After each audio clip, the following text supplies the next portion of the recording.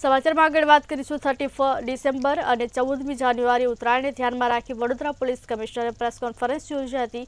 કાયદો વ્યવસ્થા જળવાઈ રહે તે માટે આયોજન કરવામાં આવ્યું છે। શહેરના 55 સ્થળોએ રાત્રિથી સવારે 5 વાગ્યા સુધી ચેકિંગ હાથ ધરાશે। 11 ચેકપોસ્ટ પર અત્યારથી જ ચેકિંગ શરૂ કરાયું છે। 6 ડીસીપી 16 એસીપી મળી 2000 પોલીસ કર્મીઓ તૈનાત રહેશે। સાથે ચાઇનીઝ દોરીના ઉપયોગ પર પ્રતિબંધ જાહેર કરાશે।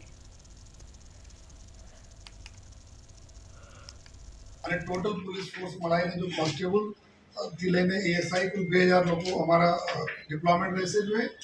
અને સમગ્ર જો અત્યારે આ 31ના તૈયારી માટે અત્યારથી જ કામ ચાલુ થઈ ગયા છે।